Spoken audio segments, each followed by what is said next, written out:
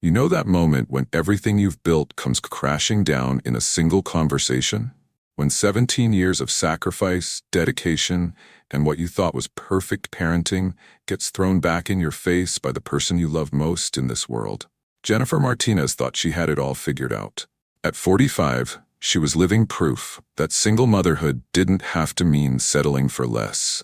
While other divorced women in her neighborhood struggled to make ends meet, Jennifer had built something extraordinary.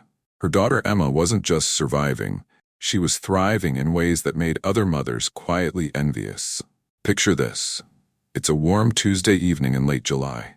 Jennifer sits at her kitchen table, surrounded by college preparation materials, acceptance letters, scholarship documents, dorm room catalogs, the beautiful chaos of a dream coming true. The setting sun streams through her kitchen window, casting everything in golden light. This is her moment of triumph. Mom, you should see the look on Mrs. Peterson's face when I told her about Emma's full ride to Northwestern. Jennifer had told her sister Maya just that morning. 17 years of doing this alone, and look what we accomplished. Emma bounds down the stairs, her dark hair still damp from the shower. Wearing the Northwestern t-shirt Jennifer bought her the day the acceptance letter arrived. At 19, Emma is everything Jennifer dreamed she could be. Intelligent, beautiful, driven. She carries herself with the confidence of someone who's never known real failure, never had to wonder if she was loved or supported. "Hey, Mom," Emma says, grabbing an apple from the counter. "Can we talk?" Jennifer looks up from the scholarship paperwork she's organizing for the 100th time. "Of course, baby. What's on your mind? Are you nervous about orientation? Because it's completely normal to feel. I'm not going to Northwestern." The words hang in the air like smoke after a fire. Jennifer's pen stops moving across the paper. She looks up slowly, certain she misheard. "What did you say?" Emma takes a breath, and Jennifer can see her daughter steeling herself for battle. "I said I'm not going to Northwestern. I'm not taking the scholarship." Jennifer's world tilts on its axis. "Emma, what are you talking about? You're 3 weeks away from..." "I'm going to California with Marcus. He got an opportunity out there and I want to support him. I want to see what's possible for us." Marcus, the 22-year-old with the sleeve tattoos and the drinking problem. The boy who's been unemployed for 6 months and seems to view ambition as a character flaw. Jennifer has bitten her tongue about Marcus for 8 months, hoping Emma would see through him on her own. "Emma, honey, you're not thinking clearly. This is your future we're talking about. Northwestern is your dream school. You've worked for this since you were 14. No, Mom, Northwestern was your dream for me. This is my life and I get to choose what I do with it." Jennifer stands up so quickly her chair scrapes against the floor. "Choose? You want to choose throwing away a full scholarship worth $200,000 to follow some boy who can't even hold down a job at Starbucks? His name is Marcus, and he's not some boy. I love him. You're 19 years old. You don't know what love is." The moment the words leave Jennifer's mouth, she sees Emma's face change.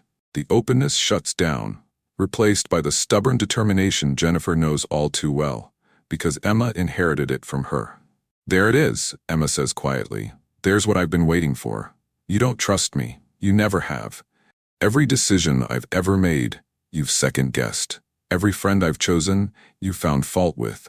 I'm tired of living my life for your approval. That's not, Emma, that's not fair.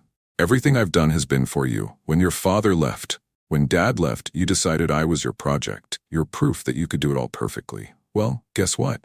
I'm not your success story. I'm a person and people get to make their own choices." Jennifer feels 17 years of careful construction crumbling around her. "Emma, please, just think about this. Sleep on it. Marcus will understand if you explain." "I'm leaving tomorrow." "Tomorrow?" Jennifer's voice cracks. "Emma, you can't be serious." "I've never been more serious about anything in my life. I'm an adult, Mom. I don't need your permission." Emma turns to leave, and Jennifer feels panic rising in her chest. This can't be happening. Not after everything they've built together. Not after all the sacrifices, all the careful planning, all the dreams they've shared. "If you walk out that door tomorrow, don't expect me to clean up the mess when it all falls apart." Emma stops at the bottom of the stairs and turns back. When she speaks, her voice is steady but heartbroken. "For once in my life, Mom, I'm not asking you to clean up anything. I'm asking you to trust me enough to let me try." She disappears upstairs, leaving Jennifer alone in her golden kitchen with the scholarship papers scattered across the table like the remnants of a shattered dream. That night, Jennifer doesn't sleep. She paces her bedroom, her mind racing through 17 years of careful parenting. How did she get this so wrong? She finds herself in Emma's doorway at 2 a.m., watching her daughter pack by the light of her desk lamp. Emma moves with purpose, folding clothes and placing them carefully in 2 suitcases. She's really doing this. Emma? Jennifer's voice is barely a whisper. Emma looks up, and Jennifer can see that her daughter has been crying. I keep thinking about when you were 7, Jennifer says, stepping into the room. You wanted to ride your bike without training wheels, remember? I was so scared you'd fall and hurt yourself. I kept making excuses. The sidewalk was too rough. You weren't quite ready. Maybe next week. Emma stops packing and sits on her bed. Finally, Mrs. Chen next door asked me why I was so afraid to let you try. She said something I never forgot. Jennifer, if you don't let her fall now, how will she know she can get back up? Jennifer sits beside her daughter on the bed they've shared for countless bedtime stories and heart-to-heart talks. I took off those training wheels the next day, and you rode that bike like you'd been doing it for years. You were so proud of yourself. And I realized that my job wasn't to keep you from falling. It was to teach you how to trust yourself when you did. Emma wipes her eyes. Then why does this feel so different? Because the stakes feel higher. Because I love you so much it physically hurts to imagine you making a mistake that could change your whole life. Because, Jennifer's voice breaks. Because maybe I've been so busy protecting you from everything that I forgot to teach you how to protect yourself. They sit in silence for a moment, the weight of 17 years of love and fear hanging between them. Marcus isn't what you think he is, Emma says finally. I know you see the drinking, the lack of direction. But he's been hurt, Mom. His family gave up on him when he was 16. I might be the first person who's ever believed in him. And what if you're wrong? What if he breaks your heart? What if you sacrifice your future for someone who can't appreciate what you're giving up? Emma looks at her mother with eyes that suddenly seem much older than 19. Then I'll learn something about love and loss and how to trust my own judgment. And maybe that will be worth more than any degree. Jennifer stares at her daughter, really looks at her, and sees not the little girl she's been protecting all these years, but a young woman ready to write her own story, even if it includes chapters Jennifer wouldn't choose. The next morning arrives too quickly. Jennifer makes Emma's favorite breakfast, blueberry pancakes with real maple syrup, but neither of them can eat much. Marcus arrives at 10 a.m. in a beat-up Honda Civic loaded with his own belongings. He's polite to Jennifer, almost deferential, which somehow makes everything worse. Jennifer watches from the kitchen window as Emma loads her suitcases into the car. Her daughter looks so young, so vulnerable, standing on the sidewalk of the only home she's ever known. Jennifer's phone buzzes. It's Maya, her sister. How are you holding up? I feel like I'm watching my daughter throw her life away, and there's nothing I can do to stop it. Jen, do you remember what it was like living with Mom? How she tried to control every decision we made? How we both ran as far from her as we could the minute we turned 18. Jennifer closes her eyes. Their mother had been loving but suffocating, turning every choice into a referendum on their gratitude and respect. Jennifer had spent her entire adult life trying not to become that woman. Emma isn't running from you, Maya continues. She's running towards something. There's a difference. Jennifer hangs up and walks outside. Emma and Marcus are saying goodbye to the neighbors, accepting good wishes and cautious advice. Emma glances toward the house and sees Jennifer approaching. Mom? Wait.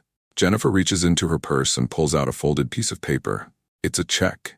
Enough to get you home if you need to come back, and enough to restart at Northwestern next fall if you change your mind. Emma stares at the check, then at her mother. Mom, I can't take this. Yes, you can, because this isn't me trying to control your decision. This is me making sure you know you have options, whatever happens. Emma throws her arms around Jennifer, and for a moment they're not mother and adult daughter making impossible choices. They're just two women who love each other, scared about what comes next. I love you, Emma whispers. I love you too, and I'm proud of you. Proud? Even though I'm making what you think is a huge mistake? Jennifer pulls back and looks at her daughter's face. I'm proud of you for being brave enough to make your own choices. I'm proud of you for following your heart, even when it's hard. And I'm proud of you for becoming someone strong enough to disagree with me. 6 months later, Jennifer is in her kitchen again. It's a cold February morning, and she's preparing for another day at the community center, where she now volunteers, running support groups for single mothers. Her phone rings. Emma's name appears on the screen. "Hi, baby." "Hi, Mom." Emma's voice sounds different. Tired, maybe older. "Can I come home?" Jennifer's heart clenches, but she keeps her voice steady. "Of course. Do you need me to buy you a plane ticket?" "Already bought it. I land at O'Hare tomorrow at 3:15. "Emma, are you okay?" A long pause. "I will be. I think I learned some things I needed to learn." The next afternoon, Jennifer waits at baggage claim, watching travelers reunite with their families. When Emma appears at the top of the escalator, Jennifer barely recognizes her. She's thinner, her hair longer, and there's something in her eyes that wasn't there 6 months ago. A kind of hard-won wisdom. They drive home mostly in silence, the Chicago skyline familiar and comforting after months of California sun. "Marcus and I broke up 3 weeks ago," Emma says as they pull into their driveway. "You were right about the drinking, but you were wrong about one thing. He did appreciate what I was giving up. That's why he finally told me to leave." Inside, they sit in the same kitchen where their fight happened 6 months earlier. "But everything feels different now. I'm not the same person who left," Emma says. "I learned things about myself I never would have learned at Northwestern. I learned that I'm stronger than I thought. I learned that I can take care of myself in a strange city with no support system. I learned that loving someone sometimes means knowing when to walk away." Jennifer nods, fighting the urge to say "I told you so," or ask about Northwestern's readmission policies. "I also learned that I want to go back to school," Emma continues. "But not because you want me to, because I do. I want to study social work. I want to help kids who are aging out of foster care, kids like Marcus who never had anyone believe in them. That sounds perfect for you." "Mom, I need to ask you something. Why didn't you try to stop me? I kept waiting for you to call and beg me to come home, or to cut off my bank account, or to somehow force me back. Why didn't you?" Jennifer thinks about all the nights she lay awake wanting to do exactly those things.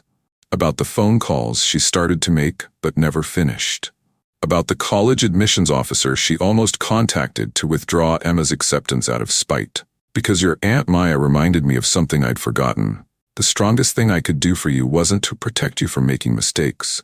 It was to love you enough to let you make them, and to make sure you knew I'd be here when you needed me." Emma reaches across the table and takes her mother's hand. "I needed to know I could trust my own judgment," she says. "Even when my judgment was wrong. Does that make sense?" "Perfect sense." 6 months after that, Emma starts classes at DePaul University, studying social work with a focus on youth services. Jennifer has transformed her own life too, channeling 17 years of single parenting experience into mentoring other mothers at the community center.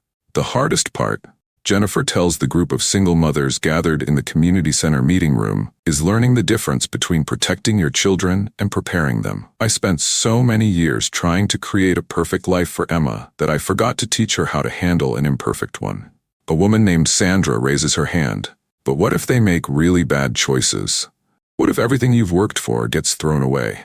Jennifer smiles, thinking of Emma, who's upstairs in her old bedroom, studying for finals and texting with a nice boy from her sociology class. Then you love them through the consequences. You let them fall, and you help them get back up. And sometimes, if you're very lucky, you discover that their mistakes teach them things your protection never could. After the meeting, Jennifer drives home through the Chicago streets she's navigated for 20 years. At a red light, she gets a text from Emma. "Thanks for letting me figure it out on my own. I love you." Jennifer types back, "Thanks for teaching me how to let go by holding on. I love you too." The light turns green and Jennifer drives home to the daughter who chose to come back, not because she had to, but because she wanted to. And somehow, that makes all the difference. Thank you for joining me for another story here on The Turning Point. You know, we spend so much time trying to protect the people we love from pain that we sometimes forget pain can be the greatest teacher. Real love isn't building walls around someone to keep them safe, it's giving them the tools they need to climb any wall they encounter. Whether you're a parent, a friend, a partner, or anyone who cares deeply about someone else, remember this: the greatest gift you can give someone isn't a life without mistakes. It's the confidence that they can handle whatever mistakes they make, and the knowledge that you'll be there to support them when they do. Sometimes the most loving thing you can do is step back and let someone write their own story, even when you're terrified of how it might end. Because in the end, the stories we write ourselves are the ones we truly own. And that ownership, that agency, might be worth more than any protection you could ever provide. If this story moved you, I'd love to hear about a time when you had to choose between protecting someone and trusting them to find their own way. Or maybe you've been on the other side, needing space to make your own mistakes and learn your own lessons. Leave a comment below and share your story. And if you're ready for another powerful transformation, watch out for our next video. We drop a new one every week. Click the video above or check the link in the description. Don't forget to like this video if Jennifer and Emma's story resonated with you, and subscribe for more weekly stories where love learns to let go. Hit that notification bell so you never miss a turning point that could change how you love. I'll see you in the next video.